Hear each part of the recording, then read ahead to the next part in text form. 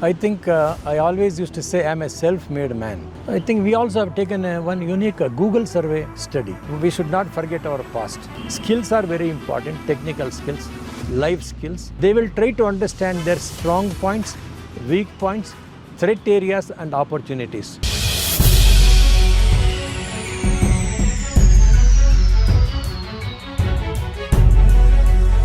Namaskar, hello and welcome to this special and exclusive episode of Indie Global Edu Talks that brings to you inspiring stories of inspiring individuals in the space of education and skill, bringing deep insights on innovation and best practices. And today we are connecting with you from central body, national institution of our country, India, that ensures quality of in higher education, at the same time ensuring global competitiveness in higher education. And we are connected with special guest today who is man with decades of experience in education, research and analysis. He is currently holding the position as an academic expert in analysis and research in National Assessment and Accreditation Council. So please join me in welcoming Dr. S. Srikanthaswamy, a leader in the space of education and research. Thank you so much, sir, for joining us. Thank you. Sir, it's been years. We have met and finally we are meeting. It's always a pleasure. A man with you close to 5 decades of experience in education, research, analysis. First, we would like to know about your your background. Before that, where were you born and brought up? And after that, how it progressed you as an academician. Yeah, thank you, Sudhir. I think I always used to say I'm a self-made man. I came from the rural background. My native place is very close to Mysore district. I came there. I had my school education. And then after that, I thought that there is no opportunity for me to do my higher education. Thanks to God, I always appreciate that if your determination is good, and if you are having a hardworking nature, and if you are having a broader outlook, I think people are there to help. Facilities automatically will come and you can come up. Afterwards, I came to Bangalore. I finished my degree from Vijaya College, then B.Ed from Vijaya Teachers College, then M.A. from Karnataka University, M.Ed from Bangalore University, MSc from Bangalore University, and PhD also from Bangalore University. And I stayed in the hostel. And I always believe that any man's progress depends upon 2 important factors. Number 1 is the heredity factor. Number 2 is the environmental factor. Sometimes we cannot have any hold about our heredity. But environment, I think we can definitely respond and we can come up.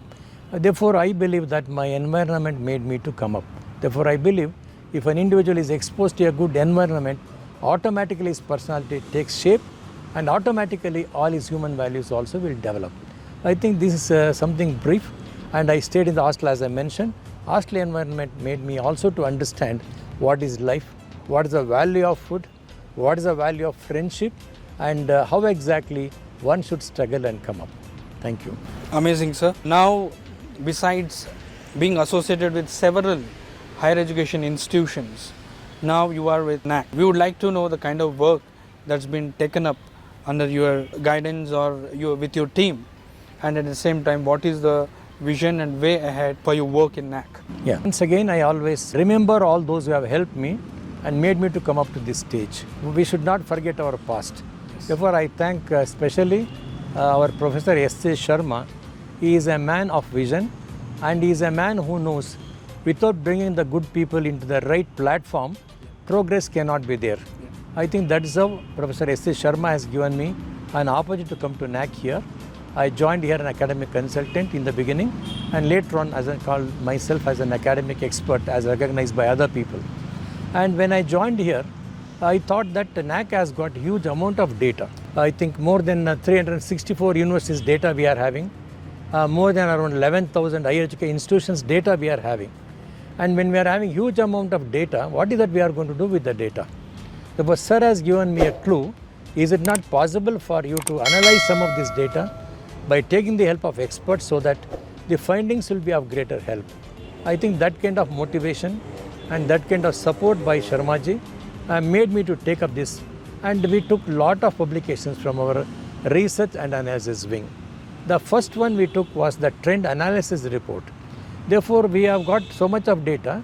If somebody is asking who is doing better, is it a state government or a state public university, something like a deemed university or autonomous, who is doing better? We did not have any data. Therefore, we collected the data, whatever we had, analyzed it, and we proved that with our findings that central universities are doing better. Next comes the deemed universities, and in the same order, the other universities are coming. I think these findings are pertinent to the data, whatever we have collected during that period. Then similarly, among the colleges, we have got affiliated colleges. We are having constitutional colleges, and at the same time, autonomous colleges who are doing better, because autonomous colleges have gotten freedom. When they have been given so much of freedom, similarly for the deemed universities, when we have given so much of freedom, we wanted to see the outcome in what way the outcome of these universities are different when compared to the other universities. I think we have done one analysis, and later on we had huge amount of data pertaining to all the different states.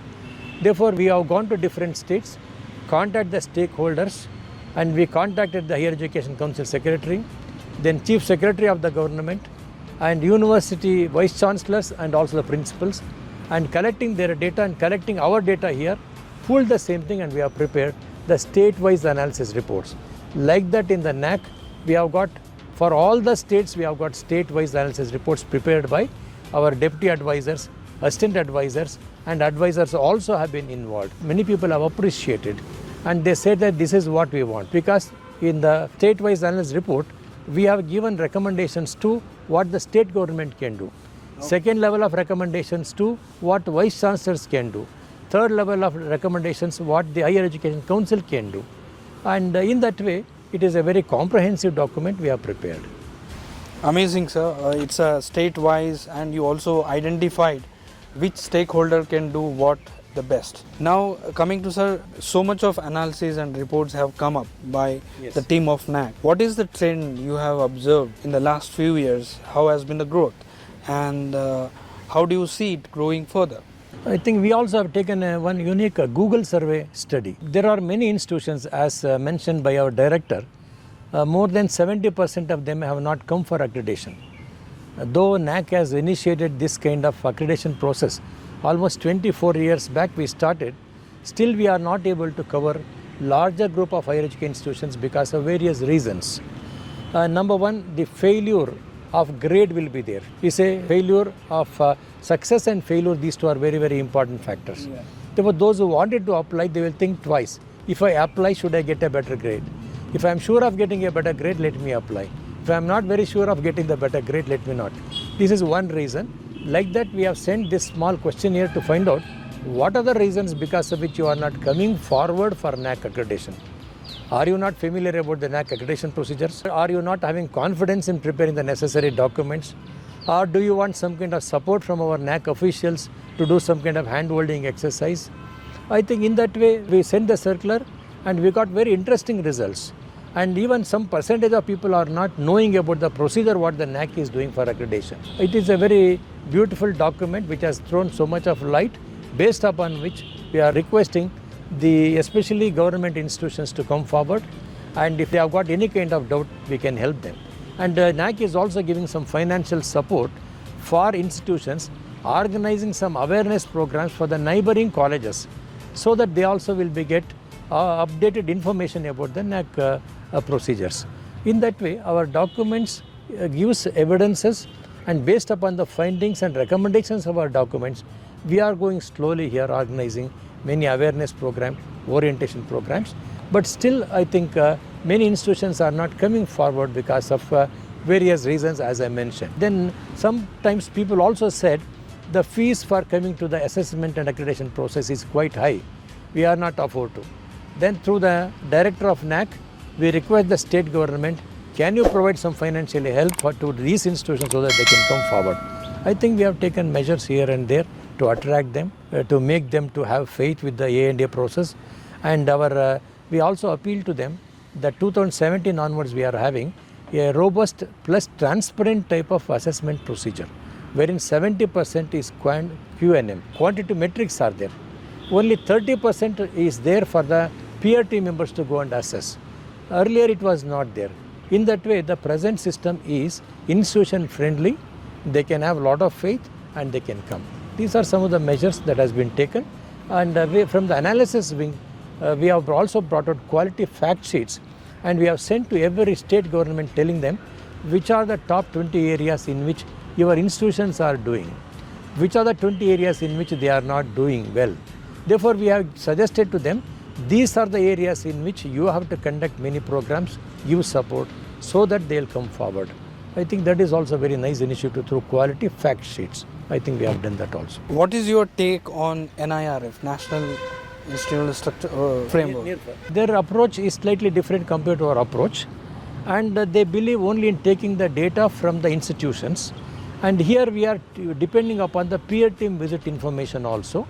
And here in the NAC we are giving the cumulative grade point average we are giving. And at the same time we are also converting that in terms of A grades, like we have got 7 levels of grading of these institutions. We don't give any kind of rank, NIRF is giving, but NIRF depends upon the secondary data only, whereas in NAC we believe in primary data as well as secondary data, both we are doing it. There were people who wanted to go for NIRF now, keeping the ranking, they want to know the ranking position, they go there. But here people wanted to know their strength and weakness in some of the 7 broader areas, and also wants to get some kind of input from the peer team people who are visiting the fields, they wanted to come. I think we are balancing and going. Amazing, sir. Thank you so much. Before we come to the end of this amazing interaction in Indie Global Edu Talks, what would be your message for educational institution and those who are heading the institution, and in general the stakeholders of education? Yeah. Once again, as our director has appealed already, we should have faith in the system, number one. And number two, why accreditation is important, that they have to understand. According to me, accreditation is not for the NAC. Accreditation is for the university. In the name of coming for the accreditation process, they will try to understand their strong points, weak points, threat areas and opportunities. Once when they come here, it is possible through our effort and support that they can convert all their weak areas into stronger areas, all their threat areas into opportunity that they can do it. Therefore, my sincere request, every institution should come, because National Education Policy believes in the bipolar accreditation. By 2030, they are saying every institution should be accredited, and they will be given a status either accredited or not accredited. Only 2 options are there. Therefore, my sincere appeal to all higher educational institutions, stakeholders, don't miss this opportunity. And NAC is user friendly, institution friendly, please come forward. In the first cycle, you may not get your expected grade, does not matter. Come to the second. By the time you come to the third cycle, I am sure you are going to equip yourself, you are going to develop your organization, you will understand the best practices what you have to follow in your institutions to attract good students. Students are our strength, and we are always concentrating on the globalization of education, internationalization of education. This is possible only when we can nationalize and make all of you to come to the common platform here. Thereby we want to act like eye-openers to reach the other part of the globe.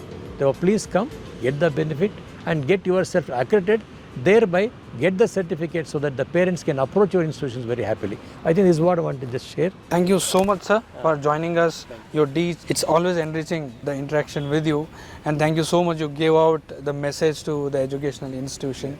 It was wonderful. And any message you would like to the youngsters who look up to their career, who look up to their future?